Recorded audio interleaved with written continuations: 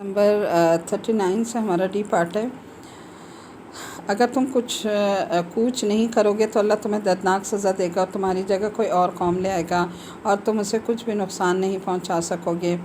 اور اللہ ہر چیز پر پوری قدرت رکھتا ہے۔ الا تنصروا فقد نصرہ اللہ اذ اخرجہ الذین کفروا ثانی اثنین اذ ہما فی الغار اذ یقول لصاحبہ لا تحزن ان اللہ معنا فأنزل الله سكينته عليه وأيده بجنود لم تروها وجعل كلمة الذين كفروا السفلى وكلمة الله هي العليا والله عزيز حكيم۔ اگر تم ان کی یعنی نبی کریم صلی اللہ علیہ وسلم کی مدد نہیں کرو گے تو ان کا کچھ نقصان نہیں ہوتا، کیونکہ اللہ ان کی مدد اس وقت کر چکا ہے جب ان کو کافر لوگوں نے ایسے وقت مکہ سے نکالا تھا جب وہ دو آدمیوں میں سے دوسرے تھے، جب وہ دونوں غار میں تھے، جب وہ اپنے ساتھی سے کہہ رہے تھے کہ غم نہ کرو، اللہ ہمارے ساتھ ہے، چنانچہ اللہ نے ان پر اپنی طرف سے تسکین نازل فرمائی اور ان کے ایسے لشکروں سے مدد کی جو تمہیں نظر نہیں ہے، اور کافر لوگوں کا بور نیچا دکھایا، اور بول تو اللہ ہی کا بلند ہونے والا ہے، اور اللہ اقتدار کا مالک بھی ہے، حکمت کا مالک بھی۔ آیت نمبر 40 کی ڈیٹیل میں یہ ہے کہ نبی کریم صلی اللہ علیہ وسلم کے جو دوست تھے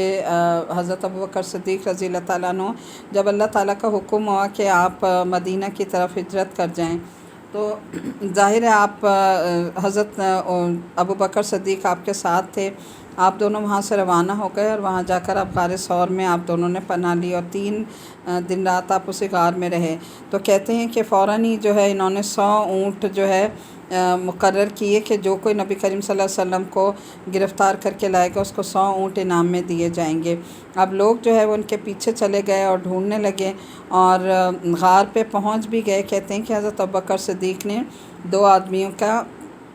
باقاعدہ پاؤں دیکھے کہ وہ بالکل غار پر پہنچ گئے، لیکن دیکھیں جب اللہ تعالیٰ کی مدد آتی ہے تو اللہ کیسے مدد فرماتے ہیں۔ اللہ تعالیٰ نے غار کے دہانے پر ایک مکڑی کا جالا جو ہے وہ تنوا دیا، اس کی وجہ سے انہیں یہ احساس ہوا کہ یہ تو بہت کوئی پرانا غار ہے، اس میں تو وہ جا ہی نہیں سکتے۔ تو پھر جب حضرت ابوبکر بھی تھوڑا سا گھبرا گئے اور پریشان ہو گئے تو نبی کریم صلی اللہ علیہ وسلم نے انہیں کیا فرمایا، کتنے خوبصورت آیت ہے نا، کہ لا تحزن ان اللہ معنا، کہ غم نہ کرو اللہ ہمارے ساتھ ہے۔ تو ہمیں بھی اگر کوئی کبھی غم ہو، فکر ہو، پریشانی ہو تو فوراً ہمیں یہ آیت پڑھنی چاہیے کہ اللہ تعالیٰ ہمارے ساتھ ہے، لہٰذا ہمیں گھبرانے کی ضرورت نہیں ہے۔ اور وہ یہ دیکھ کر واپس چلے گئے اور اس طرح نبی کریم صلی اللہ علیہ وسلم کی جان جو ہے وہ بچ گئی۔ پھر آگے ہیں آیت نمبر 41 سے 43 تک ہے۔ جہاد کے لیے نکل کھڑے ہو،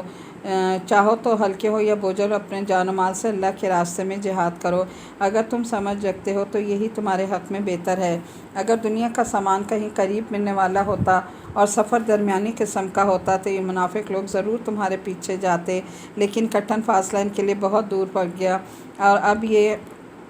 اللہ کی قسمیں کھائیں گے کہ اگر ہم استطاعت ہوتی تو ہم ضرور آپ کے ساتھ نکلتے۔ یہ لوگ اپنی جانوں کو ہلاک کر رہے ہیں اور اللہ خوب جانتا ہے کہ یہ جھوٹے ہیں۔ اے پیغمبر صلی اللہ علیہ وسلم،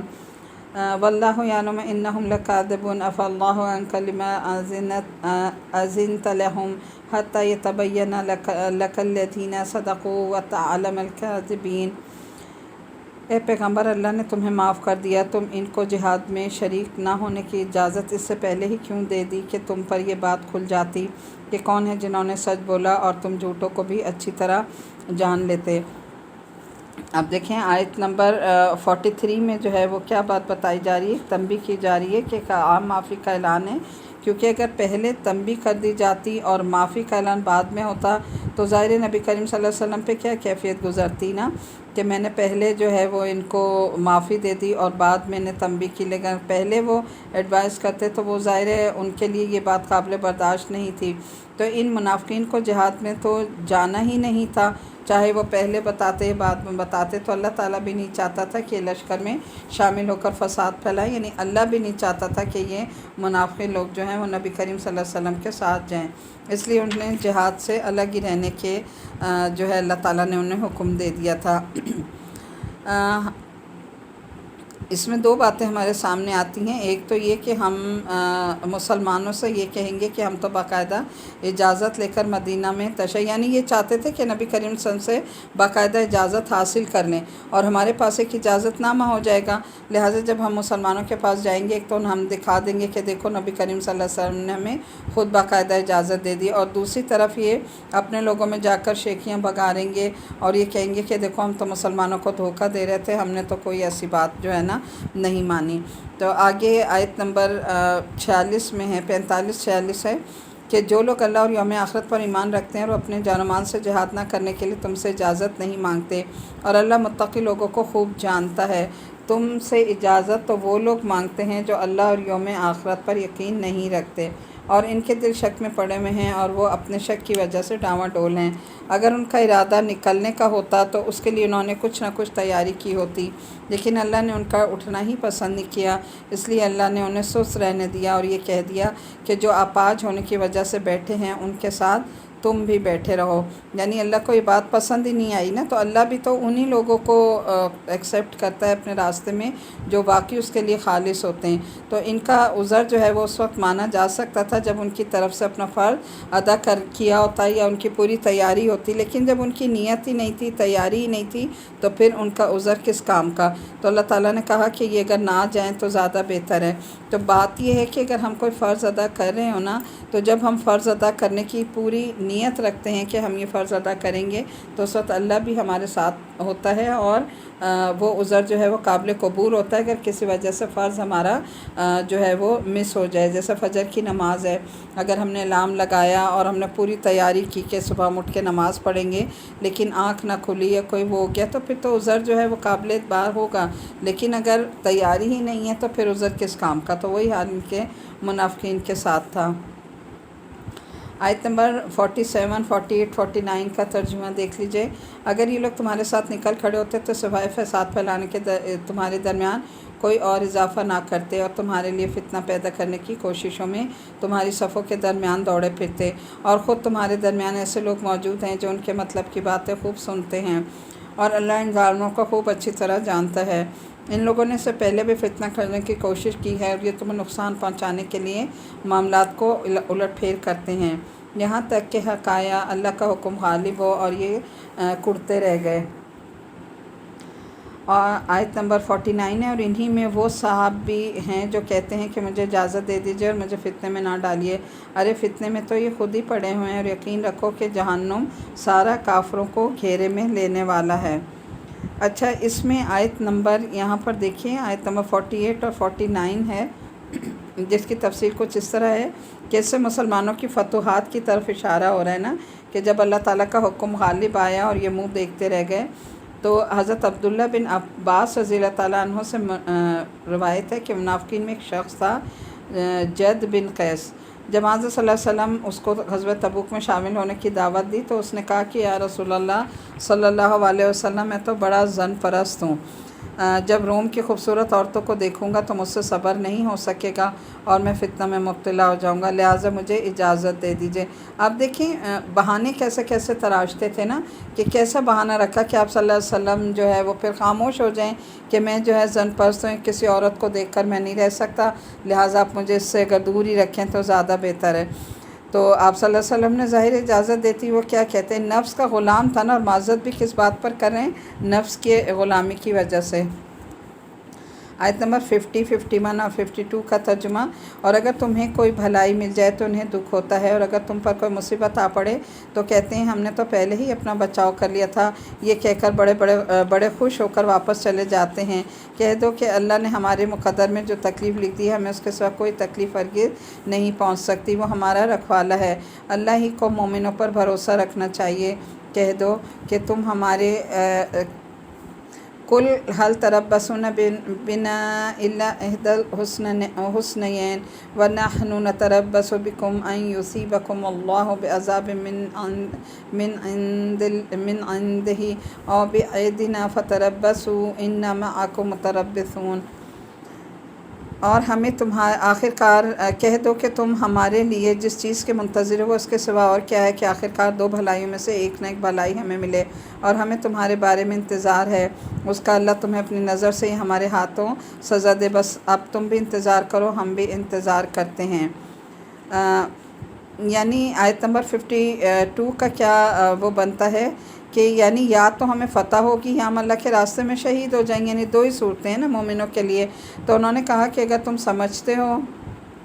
کہ ہمارے شہید ہونے میں ہمارا کوئی نقصان ہے تو ایسا نہیں ہے، بلکہ اگر شہادت بھی ہمارے حصے میں آتی ہے تو یہ نفع کا، ہمارے لیے بہت بڑے نفع کا سودا ہے، یعنی ہم جنت میں چلے جائیں گے، اور اگر ہم بچ گئے تو ظاہر غازی ہوں گے، یعنی دونوں صورتوں میں مومنوں کے لیے بھلائی ہے۔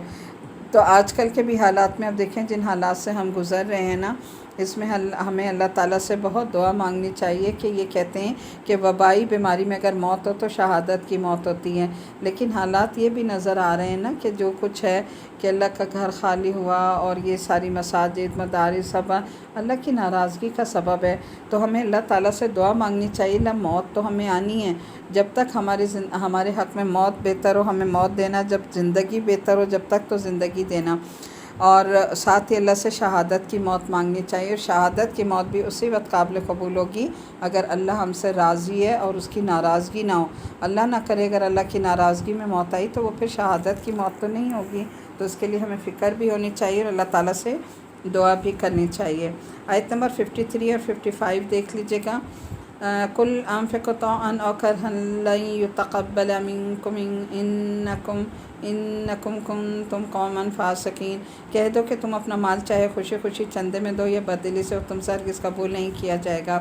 تم ایسے لوگ ہو جو مسلسل نافرمانی کرتے رہے، اور ان کے چند قول میں رکاوٹ کی کوئی اور وجہ اس کے سوا نہیں کہ انہوں نے اللہ اور اس کے رسول کے ساتھ کفر کا معاملہ کیا ہے، اور یہ نماز میں آتے ہیں تو قسمساتے ہوئے آتے ہیں، اور کسی نیکی میں خرچ کرتے ہیں تو برا مانتے ہوئے خرچ کرتے ہیں۔ تمہیں ان کے مال اور اولاد کثرت سے تعجب نہیں ہونا چاہیے، اللہ تو یہ چاہتا ہے کہ انہی چیزوں سے ان کو دنیا زندگی میں عذاب دے اور ان کی جان بھی کفر ہی کی حالت میں نکلے۔ اب دیکھیں تو آیت نمبر 54 میں جو ہے منافق کی نماز کے بارے میں بتایا ہے کہ منافق کی نماز کیسی ہوتی ہے کہ وہ وقت کو ڈیلے کر کے پڑھتا ہے نا، کہ جب وقت جا رہا ہے بالکل جب دیکھا کہ دھوپ پیلی پڑ گئی تو اٹھ کے چند ٹھونگے مار لیں، تو یہ منافق ہونے کی نشانی ہے۔ اور دوسری بات یہاں اہم بات یہاں کیا بتائی جا رہی ہے کہ تمہارے مال اور اولاد جو ہیں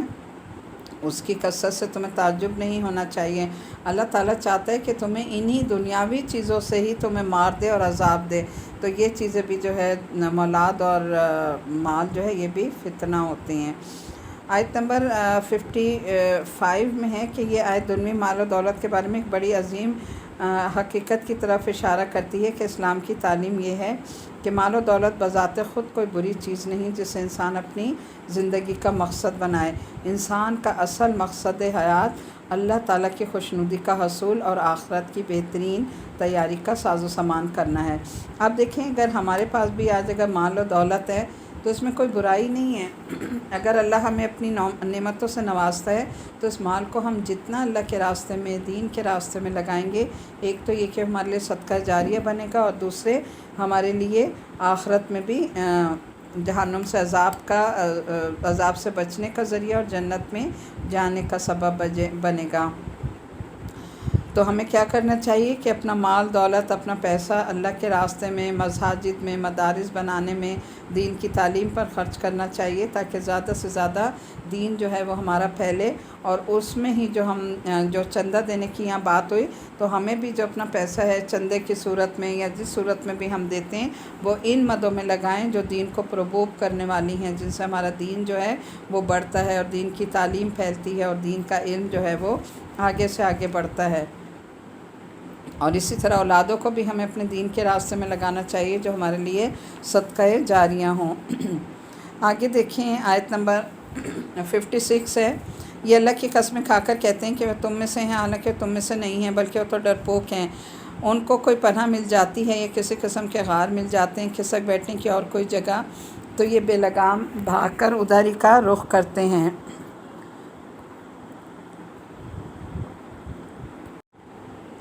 आयत नंबर 58 है, और इन्हीं मुनाफिकीन में वो भी हैं जो सदक़ात की तकसीम के बारे में आपको ताना देते हैं। चुनांचे अगर उन्हें सदक़ात में से उनकी मर्ज़ी के मुताबिक दे दिया जाए तो राज़ी हो जाते हैं, और अगर उन्हें ना दिया जाए तो ज़रा देर के लिए आपसे नाराज़ हो जाते हैं। तो आप देखें इसमें ये है कि असल माल वो है जो अल्लाह के दीन पे लगाया जाए या सदका जारिया में आखिरत बनाने के लिए लगाया जाए। अब ये जो थे मुनाफिकीन नबी करीम सल्लल्लाहु अलैहि वसल्लम के पास आते, अगर उनकी मर्ज़ी का माल मिल जाता तो खुश हो जाते थे, वरना नबी करीम सल्लल्लाहु अलैहि वसल्लम को ताने देते थे कि उन्होंने माल की तकसीम सही नहीं की और ये जो है उसमें जो है हेर फेर कर रहे हैं, इस तरह के ताने नाउज़ुबिल्लाह आप सल्लल्लाहु अलैहि वसल्लम को दिया करते थे। आयत नंबर 59 और 60 है, जो कुछ भी उन्हें अल्लाह और उसके रसूल ने दे दिया था, क्या ही अच्छा होता कि उस पर राज़ी रहते और ये कहते कि अल्लाह हमारे लिए काफ़ी है। आइंदा अल्लाह अपने फ़ज़ल से हमें नवाजेगा और उसका रसूल सल्लल्लाहु अलैहि वसल्लम भी, हम तो अल्लाह ही के लिए लौ लगाए हुए हैं। 59 आयत 60 की तर्जुमा देख लीजिए। सदक़ात तो दरअसल हक़ है फ़कीरों का, मिस्किनों का और उन एहलकारों का जो सदक़ात की वसूली पर मुकर्रर होते हैं और उनका जिनकी दिलदारी मकसूद है। नीज़ उन्हें ग़ुलामों को आज़ाद करने में और कर्ज़दारों के कर्ज़े अदा करने में और अल्लाह के रास्ते में मुसाफिरों की मदद में ख़र्च किया जाए, ये एक फ़रीज़ा है अल्लाह की तरफ से। और अल्लाह और इल्म का भी मालिक है, हिकमत का भी मालिक अल्लाह ताला ही है। अब आयत नंबर 60 में 59 और 60 में सदक़ात की मदें बताई गई कि देखें सदका ये ज़कात की, तो ज़कात जो है ये फ़र्ज़ सदका एक होते हैं, आम जो नफली सदक़ात होते हैं, फ़र्ज़ सदका जो है वो ज़कात होती है। ज़कात का अदा करना फ़र्ज़ है। ये नफली तो सदका हम कर सकते हैं, लेकिन ज़कात में हम इसको किसी तरह रोक नहीं सकते, वो लाजमी अदा करना है। और देखें सदका है, ये ज़कात है, दोनों तरह देना जायज़ है। अल्लाह ऐलान भी दें ताकि दूसरे लोगों के दिलों में भी जो है वो शौक़ पैदा हो, और दूसरा क्या है कि छुपा कर भी। अब ज़कात की मदें हैं, ये थोड़ा मुख्तसरन आपको मैं बता देती हूँ, अहम पॉइंट है इसलिए इसको थोड़ा सा हाईलाइट करना ज़रूरी है कि ज़कात जो है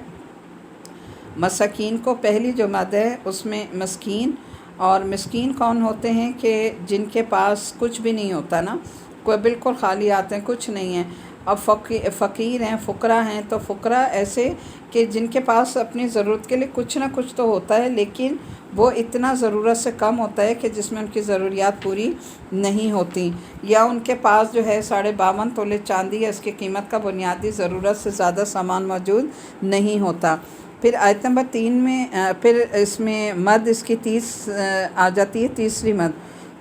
कि वो मुसलमानों की अमाल ज़ाहिर ज़कात जमा करके मुस्तकीन में तकसीम करते हैं। अब वो लोग जो लोगों की ज़कात जमा करके आगे लोगों में मुस्तकीन में तकसीम करते हैं, तो ज़ाहिर है इसके लिए एक टीम तैयार की जाती है जो अहलकार होते हैं। तो इन अहलकारों को उसी जो ज़कात की मद है उसमें से उनको तनख्वाह या वजीफ़ा देना जो है वो भी जायज़ है। ठीक है, एक ये हो गई। चौथी फिर ये हो गई कि नौ मुस्लिम, यानी अगर कोई नए नए मुसलमान जो है वो हुए हैं और हमारे दीन में आए हैं, तो उनके पर ज़कात जो है वो लगाना बहुत अच्छी बात है, इसलिए कि ऐसे लोगों को मुअल्लफ़तुल क़ुलूब कहा जाता है, ताकि उनके दिल जो है वो नर्म हो जाए, यानी जब वो दीन में आए तो उन्हें सहूलतें दें, उनका हाथ हल्का करें, ताकि वो खुश होकर हमारे दीन में हमेशा के लिए शामिल हो जाएँ। फिर उसके बाद है कि ऐसे ग़ुलामों को आज़ाद करने के लिए भी, अब आजकल तो ग़ुलामों का नहीं है, लेकिन उस दौर में क्योंकि ग़ुलामों का दौर था, तो लोग ये कहते थे कि ठीक है, ग़ुलामों को कहते थे कि तुम इतने पैसे ले आओ और हम तुम्हें आज़ाद कर देंगे, तो वो ज़कात का पैसा उन्हें देकर ग़ुलामों को आज़ाद करवाया जा सकता है। फिर इसी तरह अगला जो है कि अगर कोई मक़रूज़ है कि जिसके ऊपर इतना कर्ज़ा है कि वो सारा कर्ज़ा, असासे कर्ज़े की जो भी हैं वो उतार दे, लेकिन उसके बावजूद भी उसके पास इतना पैसा ना हो कि जिससे 52.5 तोले चांदी के बराबर भी माल बाकी ना रहे, तो फिर ज़ाहिर है वो भी उसका हक़दार हो जाता है, उसको ज़कात दी जा सकती है जो कर्ज़दार हो और वो कर्ज़ अपना पूरा उतार ना सके। फिर अगला है कि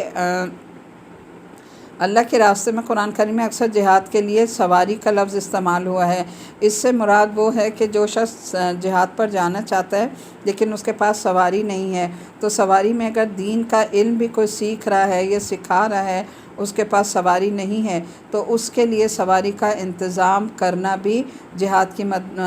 ज़कात की मद में आता है कि उसको ज़कात की मद में से पैसा देकर सवारी का इंतज़ाम किया जा सकता है, ये भी बेहतरीन मसरफ़ होगा। پھر اس کے بعد ایک ہے کہ مسافر سے مراد وہ شخص ہے جس کے پاس اپنے وطن میں تو اتنا پیسہ تھا، اتنا نصاب تھا کہ وہ خود زکوٰۃ دینے کے قابل تھا، لیکن جب وہ سفر پر گیا تو سفر میں اس کے ساتھ کوئی ایسا مسئلہ ہو گیا کہ اس کے پاس اتنے پیسے نہ رہے کہ وہ وطن واپس جا سکے، تو پھر ایسے شخص کو، ایسے مسافر کو زکوٰۃ دی جا سکتی ہے۔ تو یہ 8 مدیں ہیں، اور 8 مدیں جو ہیں یہ زکوٰۃ کی اس میں آ جاتی ہیں کہ ان کو دینا جو ہے وہ بہترین زکوٰۃ کا مصرف ہے۔ آگے دیکھیں آیت نمبر 61 اور 62 میں دیکھیں، اور انہی منافقین میں وہ لوگ بھی ہیں جو نبی کو دکھ پہنچاتے ہیں اور ان کے بارے میں یہ کہتے ہیں کہ وہ تو سراپا کان ہے۔ کہہ دو کہ وہ کان ہے جو اس چیز کے لیے جو تمہارے لیے بھلائی وہ اللہ پر ایمان رکھتے ہیں، مومنوں کی بات کا یقین کرتے ہیں، اور تم میں سے جو ظاہری طور پر ایمان لے آئے ان کے لیے وہ رحمت کا معاملہ کرنے والے ہیں، اور جو لوگ اللہ کے رسول کو دکھ دیتے ہیں ان کے لیے دکھ دینے والا عذاب ہے۔ مسلمانوں، یہ لوگ تمہارے سامنے اللہ کی قسمیں اس لیے کھاتے ہیں تاکہ تمہیں راضی کریں، حالانکہ اگر یہ مومن ہے تو اللہ اور اس کے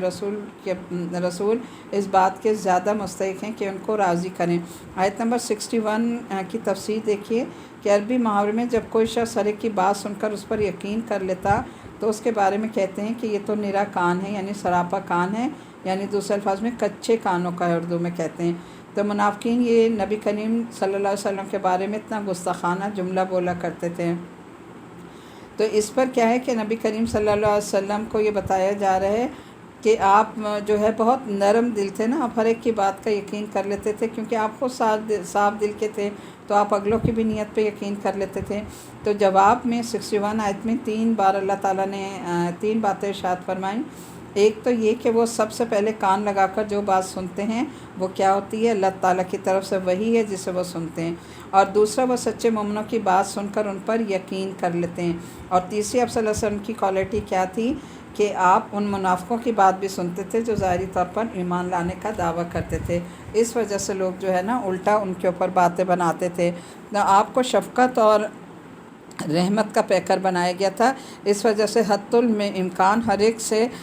رحمت کا معاملہ فرماتے تھے، چنانچہ منافقین کی باتوں کی تردید کی بجائے آپ خاموش رہتے تھے۔ تو دیکھیں یہاں ہمارے لیے بھی ایک داعی کے لیے بھی ایک بہترین یہاں جو ہے اصول بتایا جا رہا ہے نا کہ لوگ جب تنگ کریں، لوگ باتیں بنائیں یا ہماری کسی اچھائی کو جو ہے الٹا نیگیٹو لیں، تو بجائے اس کہ ان کی باتوں کا جواب دیا جائے یا ریئیکٹ کیا جائے تو اس پہ صبر کرنا چاہیے اور خاموشی اختیار کرنی چاہیے، سنت طریقہ۔ اور آپ صلی اللہ علیہ وسلم ایسا ہی کیا کرتے تھے کہ ان باتوں کے جواب میں آپ خاموش ہو جایا کرتے تھے، یعنی آپ کو کچے کانوں کا کہتے تھے تو آپ اس کا کوئی جواب نہیں دیتے تھے بلکہ خاموش ہو جاتے تھے۔ اور آیت نمبر 64 اور 66 میں دیکھیں کہ منافقین جو ہے اپنی نجی محفلوں میں مسلمانوں کا مذاق اڑایا کرتے تھے، اور اگر کوئی پوچھتا تو کہتے کہ ہم تو یہ باتیں دل لگی کے لیے کر رہے ہیں، سچ مچ تو نہیں کر رہے۔ تو دیکھیں مذاق اڑانا کس کا کام ہے؟ منافقوں کا کام ہے، جو اوپر سے تو نام کے مسلمان ہوتے ہیں لیکن دل جو ہے ان کے مسلمانوں والے نہیں ہوتے، اسلام پہ نہیں ہوتے۔ انہیں منافق کہا گیا کہ ہر جگہ بیٹھ کر لوگوں کا مذاق اڑاتے ہیں، لوگوں کو کرٹیسائز کرتے ہیں، تو یہ کوئی اچھا رویہ نہیں ہے۔ اور خاص طور پہ وہ کیا کرتے ہیں؟ اپنی محفلوں میں جب بیٹھتے ہیں تو دین والوں کا مذاق اڑاتے ہیں، دین والوں کے باتوں کا مذاق اڑاتے ہیں، اور اپنے دین کو جو ہے وہ ہنسی مذاق بناتے ہیں۔ تو ان کے بارے میں کہا گیا کہ منافق ہیں جن کا ٹھکانہ جہنم کا سب سے نچلا درجہ ہوگا۔ اور منافقوں میں سے جو لوگ نفاق سے توبہ کر لیں تو اللہ نے کہا انہیں تو معاف کر دیا جائے گا، ورنہ باقی لوگوں کو سزا دی جائے گی۔ آیت نمبر 63 اور 66 کا ترجمہ ہے، کیا انہیں معلوم نہیں کہ جو شخص اللہ اور اس کے رسول سے ٹکر لے تو یہ بات طے ہے کہ اس کے لیے دوزخ کی آگ ہے جس میں ہمیشہ رہے گا، بڑی بھاری رسوائی ہے۔ منافق لوگ اس بات سے ڈرتے ہیں کہ مسلمان پر کہیں کوئی ایسی صورت نازل نہ کر دی جائے جو انہیں منافقین کے دلوں کی باتیں بدلا دے۔ کہہ دو کہ اچھا تم مذاق اڑاتے ہو، اللہ وہ بات ظاہر کرنے والا ہے جس سے تم ڈرتے ہو، اور اگر تم ان سے پوچھو تو یقیناً یوں کہیں گے کہ ہم تو مذاق اور دل لگی کر رہے تھے۔ کہو کہ کیا تم اللہ کی آیتوں اور اس کے رسول کے ساتھ دل لگی کر رہے ہو؟ بہانے نہ بناؤ، تم ایمان کا اظہار کرنے کے بعد کفر کے مرتکب ہو چکے ہو۔ اگر تم میں سے ایک گروہ کو بھی معافی دے دیں گے تو دوسرے گروہ کو ضرور سزا دیں گے، کیونکہ وہ سارے وہ ہیں مجرم لوگ ہیں۔ المنافقون والمنافقات بعضهم من بعض يأمرون بالمنکر وینہون عن المعروف یغضون ایدیہم نسوا اللہ فنسیہم ان المنافقین هم الفاسقون۔ آیت نمبر 67 ہے۔ منافق مرد اور منافق عورتیں سب ہی ایک دوسرے کی طرح کے ہیں، وہ برائی کی تلقین کرتے ہیں، بھلائی سے روکتے ہیں اور اپنے ہاتھوں کو بند رکھتے ہیں۔ انہوں نے اللہ کو بھلا دیا ہے تو اللہ نے بھی ان کو بھلا دیا، بلا شبہ یہ منافق بڑے نافرمان ہیں۔ آیت نمبر 68 ہے، اللہ نے منافق مردوں، منافق عورتوں، تمام کافروں کے لیے دوزخ کا آگ تیار کر رکھا ہے جس میں وہ ہمیشہ رہیں گے، وہی ان کو راس آئے گا۔ اللہ نے ان پر پھٹکار ڈال دی اور ان کے لیے ہمیشہ کا عذاب ہے۔ آیت نمبر 69 ہے، منافقوں تم انہی لوگوں کی طرح ہو جو تم سے پہلے ہو گزرے، وہ طاقت میں تم سے مضبوط تر اور مال اولاد میں تم سے کہیں زیادہ تھے، چنانچہ انہوں نے اپنے حصے کے مزے اڑا لیے، پھر تم نے اسی طرح اپنے حصے کے مزے اڑا لیے جیسے تم سے پہلے لوگوں نے اپنے حصے کے مزے اڑائے، اور تم بھی ویسی ہی بیہودہ باتیں کرتے ہو۔ یہ وہ لوگ ہیں جن کے اعمال دنیا اور آخرت میں غارت ہو گئے، اور یہی وہی لوگ ہیں جنہوں نے خسارے کا سودا کیا۔ اب یہاں ہاتھ باندھنے کا کیا مطلب ہے؟ جو انہوں نے کہا نا 67 آیت میں کہ اور اپنے ہاتھوں کو بند رکھتے ہیں، یعنی کنجوس ہیں، جہاں خرچ کرنا چاہیے وہاں بھی نہیں کرتے، اور جو اگر کوئی اور کرتا ہے تو اس کو بھی روکتے ہیں۔ آیت نمبر 70 اور 72 ہے، 71 72۔ کیا ان منافقوں کو ان لوگوں کی خبر نہیں پہنچی جو ان سے پہلے گزرے، نوح علیہ السلام کی قوم، اور عاد اور سمود ابراہیم علیہ السلام کی قوم، مدین کے باشندے اور وہ بستیاں جنہیں الٹ دیا گیا تھا، ان سب کے پاس ان کے رسول روشن دلائل لے کر آئے، پھر اللہ ایسا نہیں تھا کہ ان پر ظلم کرتا، لیکن خود اپنی جانوں پر ظلم ڈھاتے رہے۔ اور مومن مرد اور مومن عورتیں آپس میں ایک دوسرے کے مددگار ہیں۔ والمؤمنین والمؤمنون والمؤمنات بعضهم اولیاء بعض یأمرون بالمعروف وینہون عن المنکر ویقیمون الصلاة ویؤتون الزکاة ویطیعون اللہ ورسولہ اولئک سیرحمهم اللہ ان اللہ عزیز حکیم۔ اور مومن مرد اور مومن عورتیں آپس میں ایک دوسرے کے مددگار ہیں، وہ نیکی کی تلقین کرتے ہیں۔ اب یہ دیکھیں، مومن پیچھے منافق مرد اور عورتوں کا کردار بتایا گیا کہ وہ برائیاں پھیلاتے ہیں، اور مومن مرد اور مومن عورتوں کا کیا کردار بتایا جا رہا ہے کہ وہ ایک دوسرے کے آپس میں مددگار ہوتے ہیں۔ اور کس کاموں میں مدد کرتے ہیں؟ وتعاونوا علی البر والتقوی، نیکی اور بھلائی کے کاموں میں ایک دوسرے کی مدد کرتے ہیں۔ وہ نیکی کی تلقین کرتے ہیں اور برائی سے روکتے ہیں، نماز قائم کرتے ہیں اور زکوٰۃ ادا کرتے ہیں۔ ان کی خاص کوالٹی کیا ہے کہ برائیوں سے روکتے ہیں اور نیکی کی تلقین کرتے ہیں، نماز اور زکوٰۃ ادا کرتے ہیں، اور اللہ اور اس کے رسول کی فرمانبرداری کرتے ہیں۔ یہ ایسے لوگ ہیں جن کو اللہ اپنی رحمت سے نوازے گا، یقیناً اللہ اقتدار کا بھی مالک ہے اور حکمت کا بھی۔ آیت نمبر 72 ہے، اللہ نے مومن مردوں اور عورتوں سے وعدہ کیا ہے کہ ان باغات کا جن کے نیچے نہریں بہتی ہوں گی، جن میں وہ ہمیشہ رہیں گے، اور ان پاکیزہ مقامات کا جو سدا بہار باغات ہیں، اور اللہ کی طرف سے خوشنودی تو سب سے بڑی چیز ہے جو جنت والوں کو نصیب ہوگی، اور یہی زبردست کامیابی ہے۔ آیت نمبر 73 اور 74 کا ترجمہ دیکھ لیجئے گا۔ اے نبی کریم صلی اللہ علیہ وسلم، کافروں منافقوں سے جہاد کرو اور ان پر سختی کرو، ان کا ٹھکانہ جہنم ہے اور وہ بہت ہی برا ٹھکانہ ہے۔ یہ لوگ اللہ کی قسمیں کھا جاتے ہیں کہ انہوں نے فلاں بات نہیں کہی، حالانکہ انہوں نے کفر کی بات کی ہوتی ہے، اور اپنے اسلام لانے کے بعد انہوں نے کفر اختیار کیا، انہوں نے وہ کام کرنے کا ارادہ کیا جس میں یہ کامیابی حاصل نہ کر سکیں، اور انہوں نے صرف اس بات کا بدلہ دیا کہ اللہ اور اس کے رسول نے انہیں اپنے فضل سے مالدار بنا دیا۔ اب اگر یہ توبہ کر لیں تو ان کے حق میں بہتر ہوگا، اور اگر یہ منہ موڑیں گے تو اللہ ان کو دنیا اور آخرت میں دردناک عذاب دے گا، اور روئے زمین پر ان کا کوئی مددگار نہیں ہوگا۔ اب دیکھیں آیت نمبر 73 میں ہے کہ یہ جہاد کے اصل معنی جد و جہد کرنے ہیں، تو دین کی حفاظت اور دفاع کے لیے کوشش مسلح لڑائی کی شکل میں بھی ہو سکتی ہے، اور زبانی دعوت و تبلیغ اور بحث و مباحثے کی صورت میں بھی۔ تو ہر حال میں مرتے دم تک انسان کو جہاد کرتے رہنا چاہیے، جیسے کہ آج کل جو جہاد ہیں، جو میں نے آپ کو بتایا کہ جہاد بالعلم جو ہے وہ سب سے بہترین جہاد ہے، اس کے ذریعے ہم لوگوں کو نیکی کا حکم دیں اور برائی سے روکیں۔ اچھا، اور منافقوں کا یہ طریقہ 74 آیت کے حوالے سے کہ منافقوں کا یہ طریقہ تھا کہ جب وہ اپنی مجلسوں میں بیٹھتے تھے نا تو وہ مومنوں کا مذاق اڑاتے تھے، اور پھر جب ان سے پوچھا جاتا تھا تو ان کی سب سے بڑی نشانی کیا ہے منافقوں کی، کہ وہ جھوٹ بولتے ہیں، اور جب ان سے پوچھا جائے تو قسمیں کھانے لگتے ہیں۔ تو جو آدمی زیادہ جھوٹ بولے، جو قسمیں کھائے، وہ ہمیشہ جھوٹا ہوتا ہے، اور جھوٹ بولنا کس کی علامت ہے؟ منافق ہونے کی سب سے بڑی علامت ہے۔ 74 آیت میں کہ حضرت صلی اللہ علیہ وسلم کی تشریف آوری سے مدینہ منورہ کے باشندوں میں پہلے کے مقابلے میں عام خوشحالی آئی تھی، یعنی جب نبی کریم صلی اللہ علیہ وسلم ہجرت کر کے مدینہ آئے ہیں تو آپ کی وجہ سے مدینہ میں اتنی برکتیں آ گئی تھیں کہ جس سے منافقین بھی فائدہ اٹھا رہے تھے۔ پہلے ان کی معاشی حالت بہت خستہ تھی، جب آپ تشریف لائے ہیں تو وہ لوگ خاصے مالدار ہو گئے تھے، اور شرافت کا تقاضا یہ تھا کہ وہ اس خوشحالی پر اللہ اور رسول صلی اللہ علیہ وسلم کے شکر گزار ہوتے، لیکن شکر گزاری کی بجائے آپ کے خلاف الٹا احسان کا بدلہ یہ دیا کہ آپ صلی اللہ علیہ وسلم کے خلاف سازشیں کرنے لگے۔ پھر آیت نمبر 75 اور 76 77 دیکھیے۔ اور انہی میں وہ لوگ بھی ہیں جنہوں نے اللہ سے یہ عہد کیا تھا کہ اگر وہ اپنے فضل سے ہمیں نوازے گا تو ہم ضرور صدقہ کریں گے اور یقیناً نیک لوگوں میں شامل ہو جائیں گے، لیکن جب اللہ نے ان کو اپنے فضل سے نوازا تو انہیں بخل کرنے لگے اور منہ موڑ کر چل دیے۔ نتیجہ یہ ہوا کہ اللہ نے سزا کے طور پر نفاق ان کے دلوں میں اس دن تک کے لیے جما دیا ہے جس دن وہ اللہ سے جا ملیں گے، کیونکہ انہوں نے اللہ سے جو وعدہ کیا تھا اس کی خلاف ورزی کی، اور کیونکہ وہ بہت زیادہ جھوٹ بولا کرتے تھے۔ 77 تک کا ترجمہ